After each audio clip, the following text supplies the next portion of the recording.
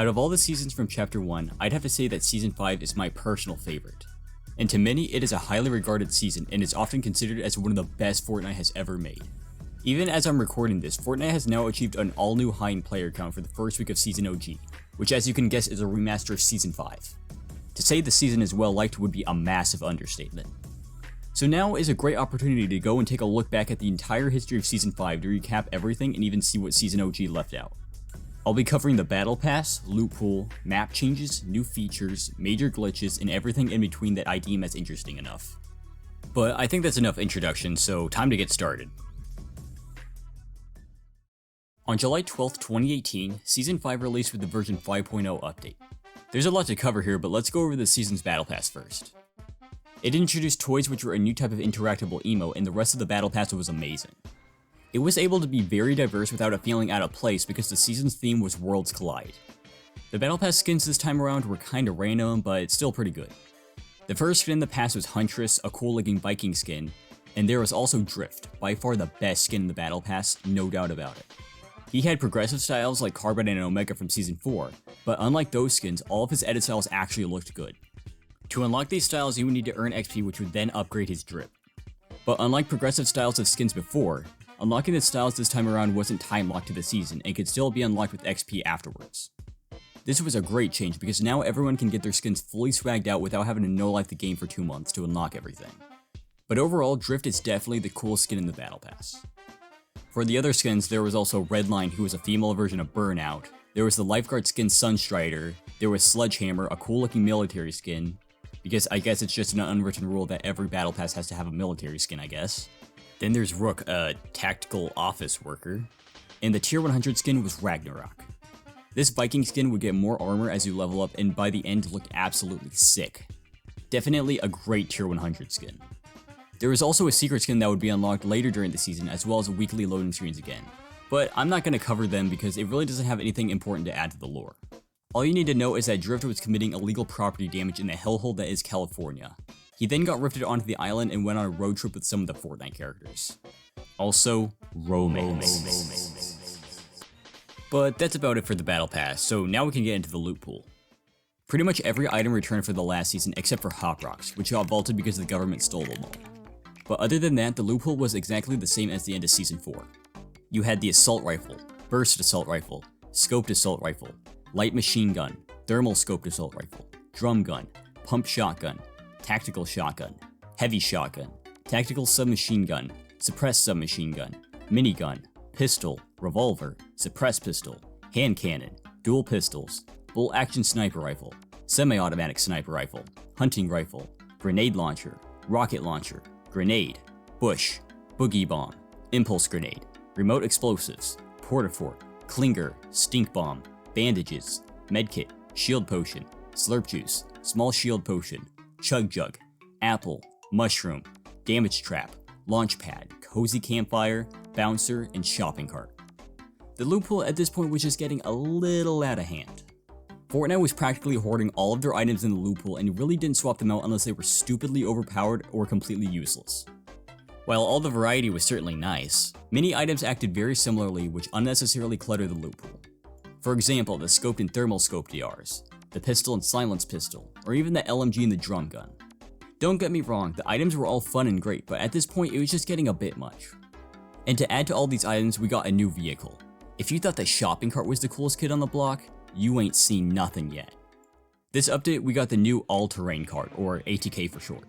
This golf cart was the first vehicle you could actually drive. This thing had 400 health and 4 seats. In the driver's seat, you could of course, well, drive, but you also had the ability to power slide, which was pretty much just Mario Kart drifting. While holding down the power slide button, you could drift in a direction and the more you did, the larger your boost would be afterward. There was a passenger seat where you can shoot and use items, as well as 2 back seats which are the same except that you could also use emotes and shift the weight of the cart for momentum. The ATK also came with the completely useless feature of having a bouncy roof. It was the perfect mobility option for not just you, but your entire squad.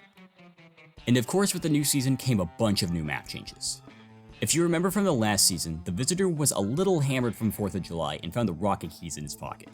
He then almost destroyed all of Tilted and then put a hole in the sky, which became a little bit of a kleptomaniac. The impacts from his joyride have caused a lot of chaos around the map. mainly below each of the 3 main sky crack segments. At the southeast side of the map, sand has started falling out of the crack in the sky, which dried up the swampy area, creating a whole new desert biome. This desertification had not only removed the prison, but also moisty mire as well. And to the 2 people who actually liked the moisty, no you didn't, stop lying to yourself. With this whole new desert area of the map came a lot of new locations and even a new POI. In the place of the horse carriage that was rifted in last season, we got Paradise Palms. This place was pretty much tilted towers but in the desert.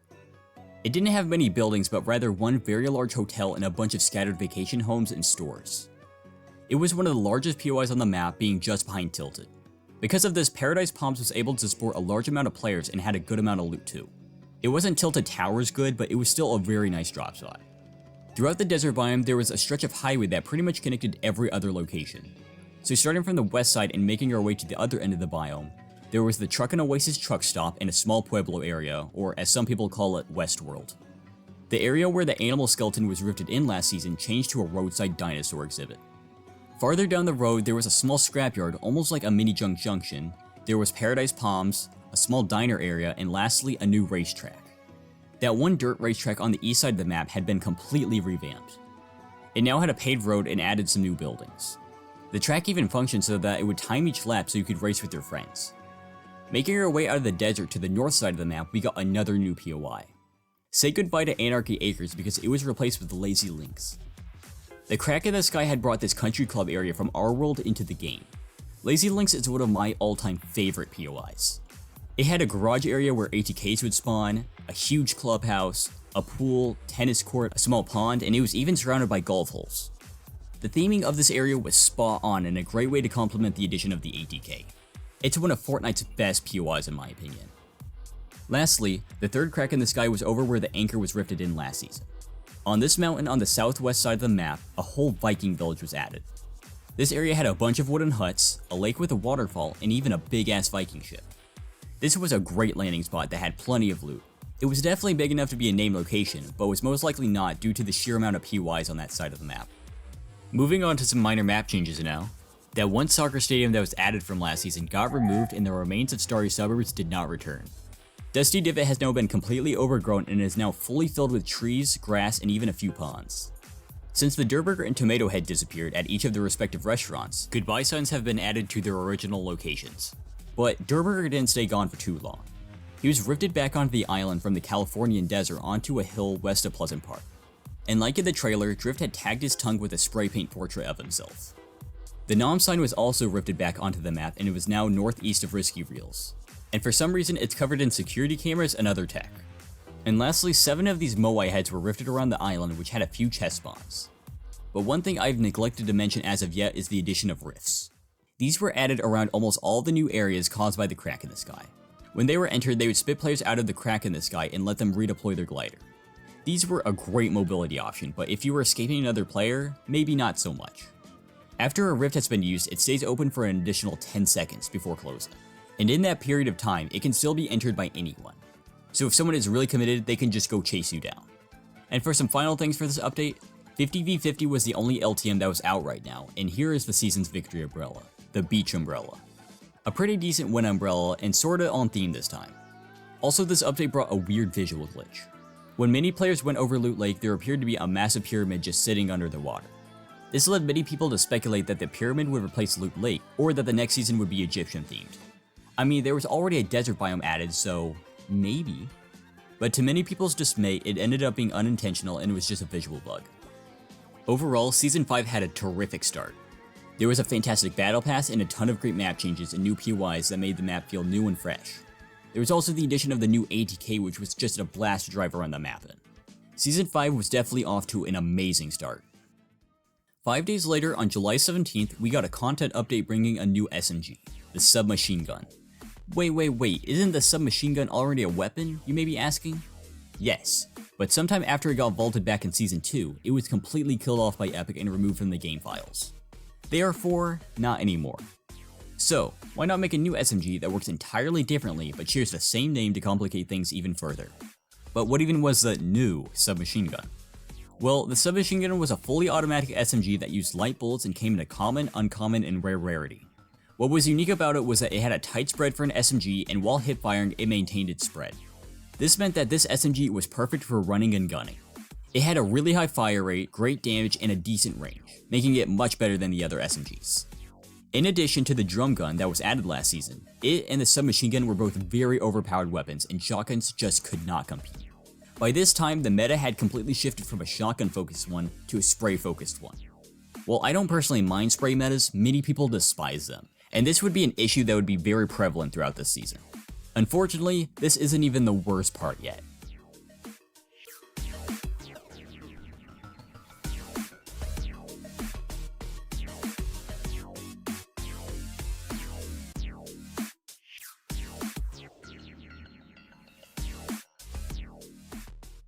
Because of the addition of the submachine gun this content update, the tactical submachine gun was vaulted.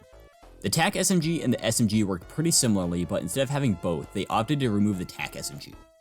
This kind of marked the point where they started being more strategic about the loot pool and made a bit of a move to address the complaint I made earlier about it being too cluttered and having very similar items. Vaulting and unvaulting items just helps to make the loot pool feel different and much more interesting over time, rather than just having every item possible in the game. This update also buffs the semi-automatic sniper rifle by 12 damage for each rarity. This gun has been awful for so long, but with the buff, the legendary can almost one-shot, so it's a little less awful.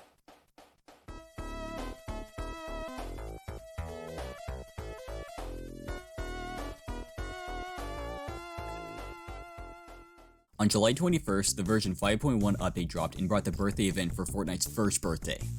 While nowadays the Save the World and Battle Royale birthdays are separated, for a long time they were celebrated on the same day when Save the World was released. So at this time, Battle Royale was technically not 1 year old yet. But besides that little nitpick, this update actually gave us some cool stuff for Fortnite's birthday. There was a set of challenges that gave us some free cosmetics, as well as supply drops in the battle bus being decorated for the occasion. It even played this absolute banger.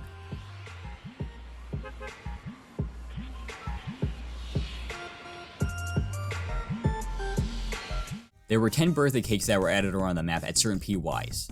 Each of these cakes had 8 of the new forageable birthday cake items around them, and when eaten, they would take 1 second to use and heal 5 health and 5 shield. So it was just kind of a basic forageable item. We also got the new compact submachine gun this update. If you thought the drum gun or the submachine gun was bad, oh, just you wait. The compact submachine gun was a fully automatic SMG that used light bullets and came in an epic and legendary rarity.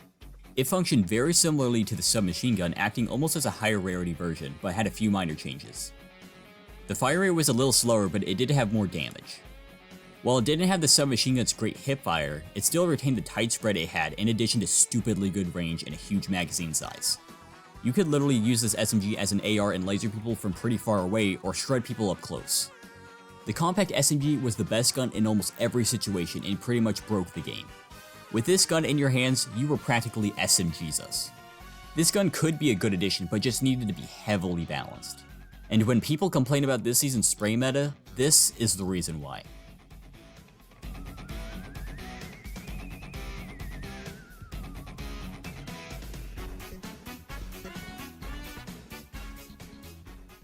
Slurp Juice had been pretty underpowered for a while, and it got a much needed rework this update. Before, it would heal 1 health and 1 shield a second for 25 seconds. In a perfect situation, it would heal 25 of both health and shield. That's pretty terrible for an epic rarity item. This update, it was changed to heal 1 health for every half a second for a max of 75 health healed. Now, this may not sound much better, but when your health was full, it will start healing your shield. This made Slurp Juice a way more versatile and useful item than before. But due to an exploit that let you use Slurp Juice infinitely, it was disabled for a while.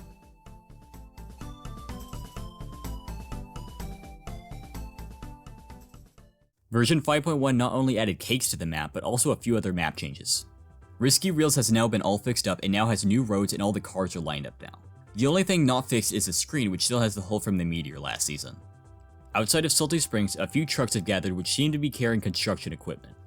There is now a ramp for ATKs by Loot Lake, as well as clay pigeon launchers across the map.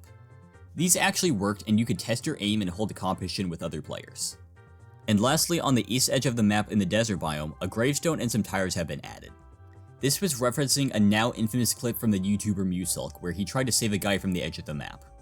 In the clip, Musulk noticed a guy who had fallen at the bottom of the map and was unable to get back up, so he decided he was going to be a hero that day. He built a ramp down to the guy, but there was actually a build limit if you go far enough down, so he was unable to reach him, but he was very close. It all seemed hopeless for a bit, but then he realized, you know what could save him? The bouncy roof of the ATK. So he ends up driving his cart down the ramp so the guy can bounce back up. While doing so, he completely blunders and falls off the ramp, ramming the guy off the edge in the process. And so in his honor, Fortnite created a gravestone there to pay their respects, as well as a stack of tires to save any unfortunate travelers that may end up in a similar situation. The next day, on July 25th, there was a balance patch to nerf SMGs. The suppressed, compact, and regular SMG got damage drop-off and a range reduction. The compact and regular SMG got an accuracy nerf, the damage nerf by 2, and a fire rate nerf of 1.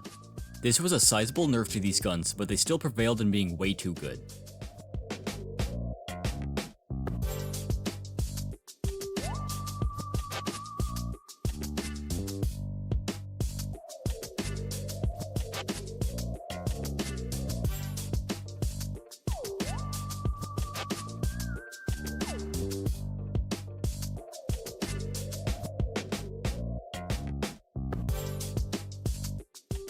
Today, we also saw the return of the Playground LTM, and 2 days later, on July 27th, the Solo Showdown LTM returned. On July 31st, a content update dropped and we got the return of the Guided Missile, though heavily nerfed. Last time we saw this weapon was all the way back in Season 3, and it was vaulted for being overpowered.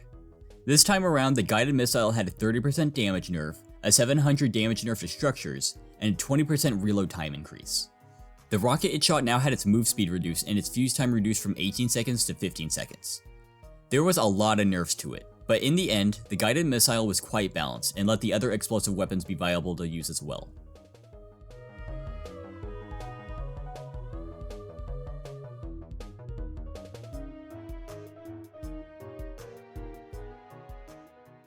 The content update also brought a new LTM. 50v50 in Playground stayed, but Solo Showdown was removed, and in its place we got Fly Explosives. This was pretty much just a mashup between close encounters and high explosives. So as you'd expect, in this mode there were only explosive weapons. Jetpacks also spawned, but in this mode, they used less fuel and recharged faster. Fly Explosives didn't have a skybasing problem since the rocket launcher or guided missile could easily take them down. So this game mode was actually playable and was pretty enjoyable too. And the last thing for this content update is that the slurp juice was re-enabled, but it was still broken. And on August 3rd, the shopping cart and ATK were disabled because people discovered how to get under the map. On August 7th, we got the version 5.2 update and the new double barrel shotgun. This shotgun used shells and came in an epic and legendary rarity. The double barrel shotgun was a very strong weapon that had a large spread and a lot of damage drop off, so it rewarded you for getting up close and personal. It had a very large base damage but lower headshot than all the other shotguns, so it wasn't able to one-shot. The double barrel had a very small magazine size of 2, but it had a high fire rate and reload time, so you were able to do big bursts of damage quickly. This shotgun played quite a bit differently than the other shotguns, and it was pretty fun to use because of that. But unless you get close enough to touch your enemies, I wouldn't take it over the pump or the tac.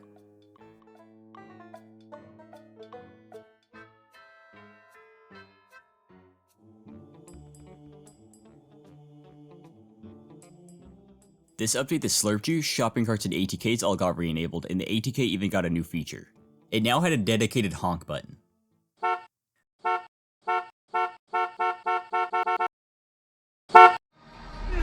Remote explosives got nerfed a bit as its drop stack and max stack size were lowered. I guess they were too overpowered, but they've always been kinda awkward to use, so I've gotta disagree with that.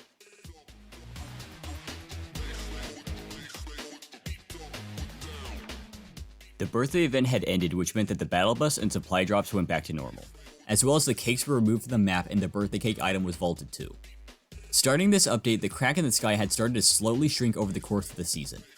The building at Tilted Towers has furthered in its construction and the trucks that were near Salty have moved further north. For the LTMs, 50v50 in Playground stayed while Fly Explosives was removed. In its place, we got the Steady Storm LTM. In this mode, there were no storm circles, so the storm would continuously close and do 10 damage. Matches would be short and they would last about 15 minutes. But this LTM wasn't that interesting as it was just a little spin on Battle Royale. On August 9th, we got some more balance changes to the spray meta. The drum gun is now less accurate and has more damage fall off, and the compact SMG had its damage nerfed by 1 and the magazine size reduced by 10. As you can guess, it was still a complete powerhouse, but balanced a bit more, which is never a bad thing. And on this day as well, Fortnite on Android was released.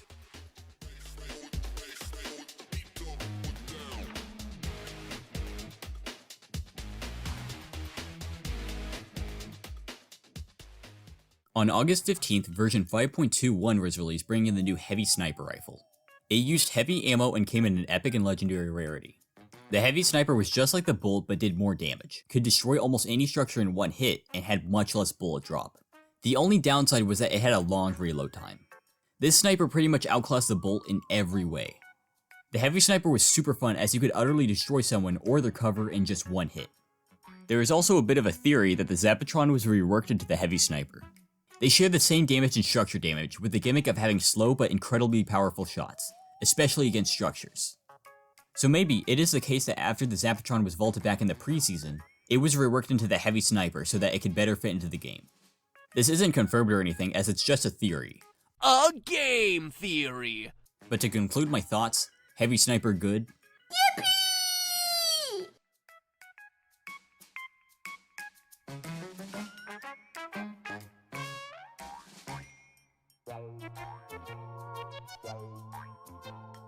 There was one balance change this update, which was for the minigun. It had its headshot damage multiplier lowered from 2.5 to 1.5 to match the rest of the ARs and SMGs.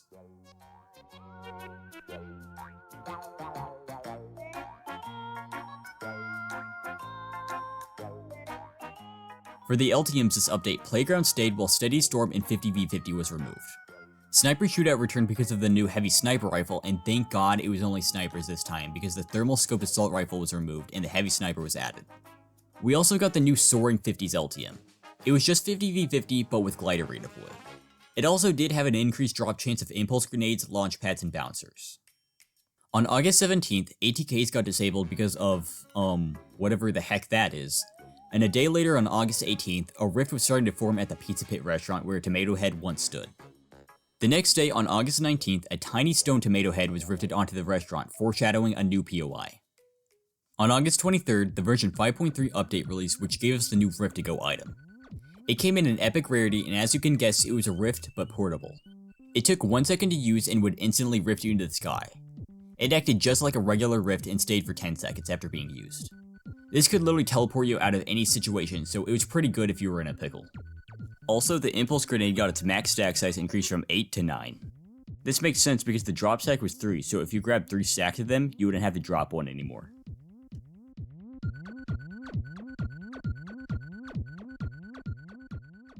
The stone tomato head that was rifted in a few days ago actually brought a brand new POI. Tomato Town was removed and replaced with Tomato Temple. Tomato Town was pretty small and to be honest, wasn't that great, but Tomato Temple took its foundation and improved upon it. It replaced the Pizza Pit restaurant with a massive temple area. This temple had a really cool aesthetic as it seems that while the Tomato Head was away, he was worshipped by some ancient race, being all decorated and placed upon the temple as their new god. Tomato Temple was much larger and had more loot. It even kept the east side of Tomato Town with all the buildings. Tomato Temple was a pretty decent POI. I liked the unique theme it had, and it was a great replacement for Tomato Town. Interestingly though, the Tomato Head wasn't the only thing that returned. The motel sign was returned as well, being put back in place at the motel. It seems that all the missing things from the map that have been returned have been the work of the enforcers. Unfortunately though, they did forget about the Lonely Lodge sign, but I'm probably the only one who cares. These reality plays were a force that was trying to restore balance and order, almost like a certain faction that will become very important later in the storyline. Also, the Enforcer was the secret skin for this season and was released the next day. The convoy of trucks has headed farther north and has gotten closer to the Dusty Depot warehouses, as well as the building at Tilted has furthered even more in its construction. Also, remember that Blockbuster competition that was held last season? Well, the screen at Risky Reels has now been fixed, and during matches, the winner now has their movie Prepare for Collision playing on the big screen. This was a really cool mini event that could be seen in match but would only stay until the next update. We again got some LTM changes as well. Sniper Shootout was removed while Playground and Soaring 50 stayed. In return, we got the new Score Royale LTM. This mode was a pretty interesting spin on the main game mode. In Score Royale, you would have to gain points by collecting coins, looting, and eliminating players. Here's the score chart for anyone who cares. Also, 30 llamas would spawn each match, which would give the normal loot except it only had 30 of each material.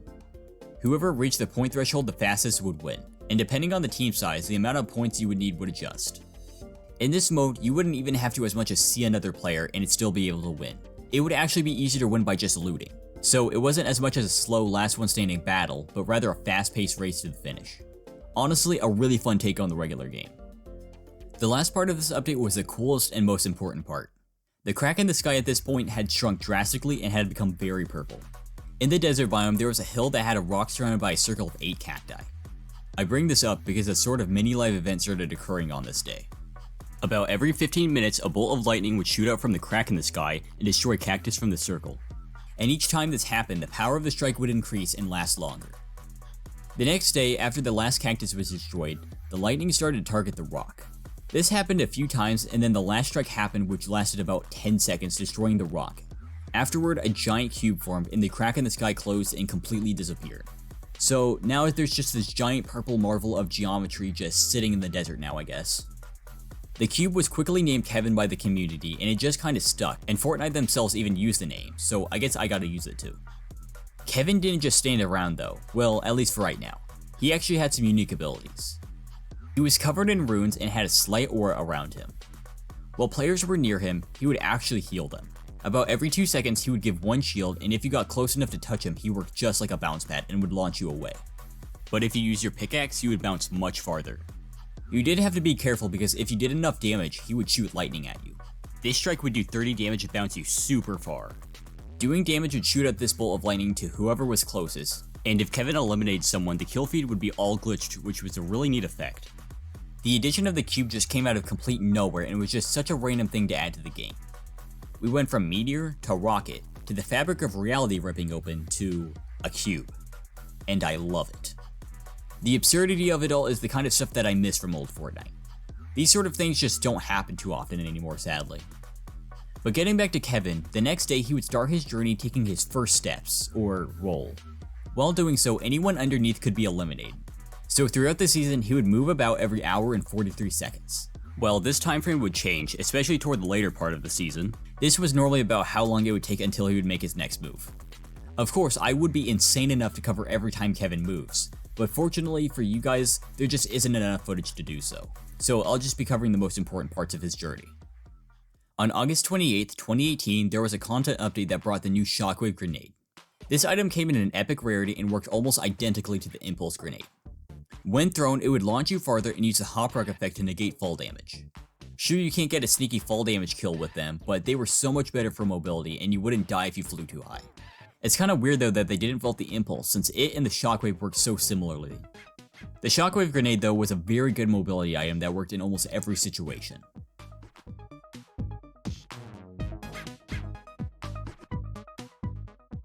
With the content update, the L teams got cycled around once again. Soaring 50s and Score Royale were removed, while Playground stayed. Solid Gold returned, and we got the new Solid Gold 50v50 LTM. Wow, 50v50 with only legendary weapons. So creative. Going on to Kevin now, the last time we saw him, he was still in the desert. Now he has moved quite a bit west, just a little northwest of Fatal Fields.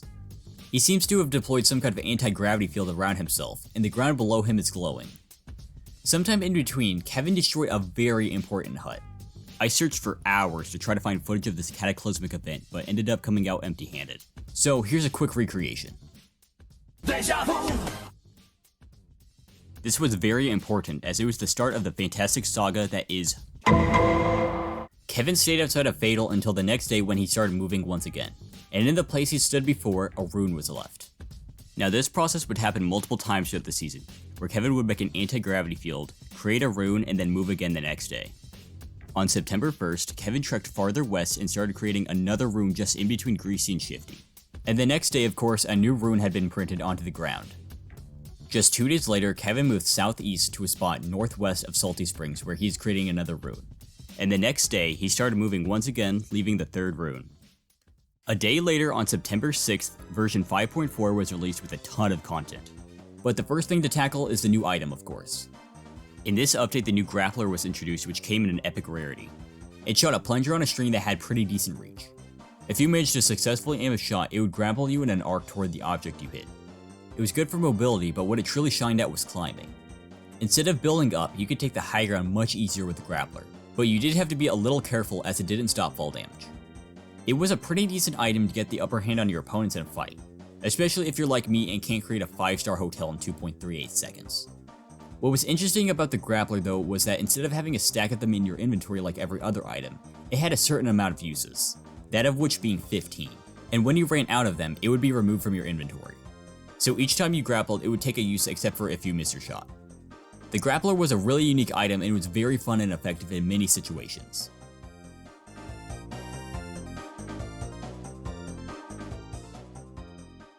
In this update, they started fixing up the loophole some more, changing rarities, vaulting items, changing stats, etc. It honestly helped a lot to unclutter the loophole and adjust some things that needed fixing. Firstly, the suppressed SMG was vaulted in a common rarity. I'm honestly not too sure why they did this, as the only other common SMG was the submachine gun. The pistol got vaulted in a rare rarity because the suppressed pistol had its rarity reduced from epic and legendary down to rare and epic to match its effectiveness. So the suppressed pistol would still act as a kind of direct upgrade to the pistol. The revolver got completely vaulted in all rarities. I mean, it was pretty much just a worse and more awkward hand cannon, so I'd say that it's good that it got removed. The dual pistols had the rarities also lowered from epic and legendary down to rare and epic. I mean, the dual pistols were good, but not that good. The bolt got vaulted in a legendary rarity as well. The bolt and heavy both had the same rarities, so making the bolt less rare made the heavy seem to be the more powerful sniper, as I think epic intended it to be. The semi-auto sniper had its rarity drastically reduced from epic and legendary all the way down to uncommon and rare. This sniper has been utterly terrible for so long, even with the massive damage buff it got earlier in the season. The semi-auto did not need to be such a high rarity, so I'm glad it was changed. The rocket launcher was removed in the rare rarity too. The rocket launcher has been a weapon Fortnite kept trying to balance time and time again, but making it harder to find does help to balance it too, I guess. The Boogie Bomb drop stack was increased from 1 to 2, so you can use more of them, and the remote explosives had the rarity increased from rare to epic. These were very situational and didn't do the best damage, so I don't know if making them a rare item was a good idea. The Portafor had the opposite effect, as the rarity was decreased from epic to rare. This change was done because of an item that would come later during the season. The Stink Bomb max stack size was increased from 5 to 6 because the drop stack was 3. And lastly, the Shield Potion max stack size was increased from 2 to 3, so you can carry more. Onto map changes now. We only got 2 changes, but they were pretty big. That convoy of trucks has made it to Dusty Divot and turned the warehouses into Dusty Diner. This became, as you can guess, a diner, but it was also part museum. There was exhibits of meteor fragments, rubble from the research base, and even the destroyed half of the warehouse now has a balcony to look over the entire crater. This was such a neat little area packed with lots of detail about Dusty Depot's history. It turned the warehouses not only into a better area, but as a kind of memorial to Fortnite's past. Coincidentally, this wasn't the only new building to be made. The building that started construction and tilted back in Season 4 has finally been finished and is now an outdoor shop with a clothing store on the lower level. Man, this building is so cool. It would be such a shame if something happened to it. Onto the LTMs for this update. Both Solid Gold 50v50 and Solid Gold have been removed, Playground stayed, and Soaring 50s returned. The main attraction for the version 5.4 update was the High Stakes event. It gave some quests for free rewards and the brand new Getaway LTM. In this mode, at the start of the match, 4 special supply drops carrying safes would deploy at the edge of the storm circle and would be marked on the map. When they land, you could go over and open them up, but it would take 15 seconds. Each of these supply drops would give good loot and a jewel. When picked up, the jewel would take up a slot in your inventory and it would be marked on the map for 30 seconds. It would replace your back bling and make you move 10% slower. In return though, it would heal 1 health and 1 shield every second. 4 of these jewels would be in play at all times, so if one despawns or is heisted, another supply drop would deploy. There were also 12 red supply drops that would spawn at the beginning of each match. These supply drops would give long-range weapons and were the only way to get the grappler item in this mode, which is pretty useful, especially if you're the one stuck carrying the jewel. This was probably the best movement item since rifts, riftigos, and launchpads were removed to make it more difficult to pull off a successful getaway. So after the first storm circle, 3 flying vans would drop from the sky and be marked on your map, with the 4th one spawning in later in the match. There were only 4 vans, which meant that only 4 teams could win. The main goal of the mode was to get one of the jewels from the supply drop all the way over to a van. But since it was high up, you would need to build to it. And to use the van, you would have to interact with it for a second and couldn't just jump to it. The Getaway LTM is one of my personal favorite LTMs Fortnite has ever made. It was very unique from every other LTM and it was a blast to play with a group of friends. Definitely a fantastic LTM, still to this day. On the next day, Kevin moved east and started creating another rune southeast of Retail Row, with the rune being printed a day later. And on September 10th, he moved north and is now creating a rune in Wailing Woods. A day later, on September 11th, Kevin had unveiled the 5th rune and had started moving again. On the same day, the content update for version 5.4 arrived and brought the new suppressed assault rifle. This AR was completely pointless. The suppressed AR came in an epic and legendary rarity and used medium ammo. It was exactly like the regular AR except for a few changes. Of course it had a suppressor which made it quieter and it was a tad bit more accurate. It had a little more bloom when firing and did 3 less damage. There was really no point in using this compared to just the basic AR. Sure, the suppressor was cool, but is it really gonna matter when you're shooting at your opponents at medium range where they can still easily see you? Especially if it sacrifices a good amount of damage. The suppressed AR was a complete missed opportunity to make a unique item like the other suppressed weapons. It did have a little bit of better accuracy, but that really didn't matter when the bloom is much worse, making it less accurate in the long run. While this weapon wasn't worthwhile, it did replace the drum gun, making the LMG viable again and putting a sizable dent in the spray meta problem.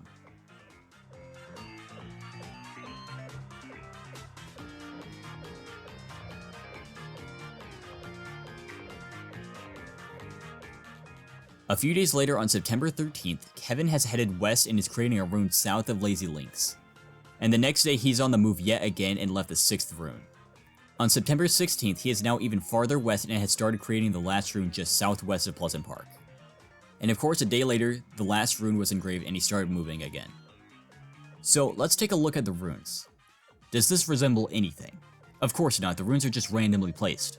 That's what I would say, but take a look at it now. Holy shit, it's a big fucking cube! The next day, on September 18th, the version 5.41 update dropped, bringing the new Porta-Fortress item. It came in a legendary rarity and it was way larger than the Porta-Fort. When it was thrown down, it created a massive 4-story metal fortress. The center had a door entrance and tires to get to the top like the original Porta-Fort. Additionally, each side had 3 bouncers attached so you could easily make an escape. This was an awesome item, but I'm sure it did hinder server performance a little. Luckily though, they didn't go with a prototype design because it was a gigantic freaking tower. The Porta-Fortress is still really cool, but the prototype would be absolutely insane to see in game.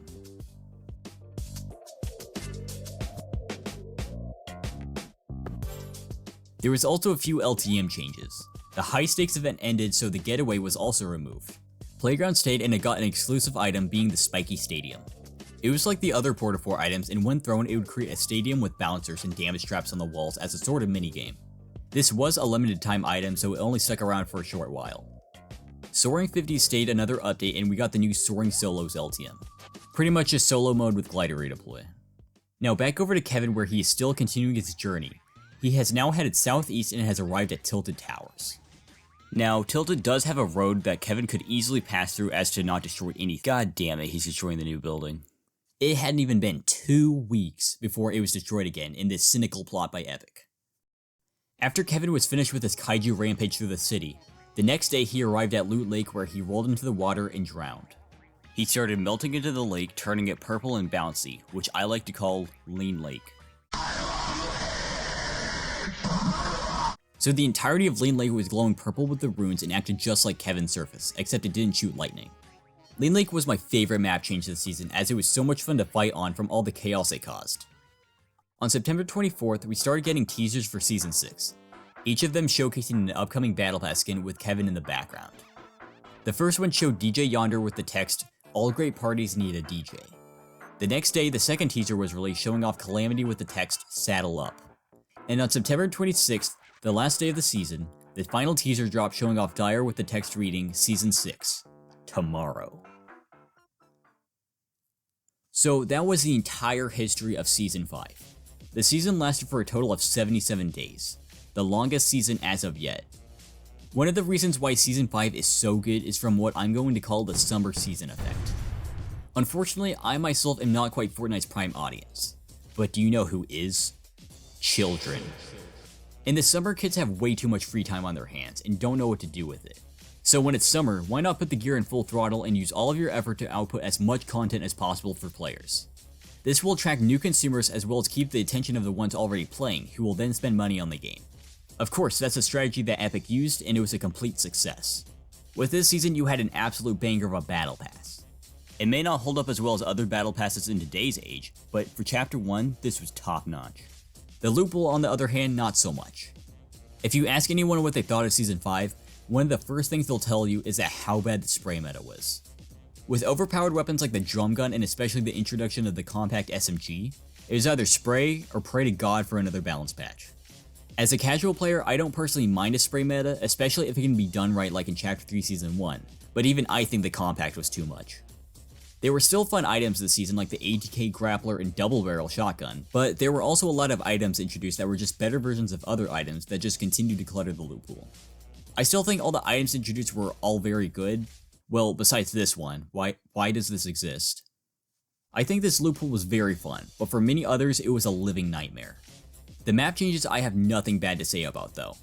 The new desert biome that replaced the swamp was really great, and Paradise Palms was a pretty decent location.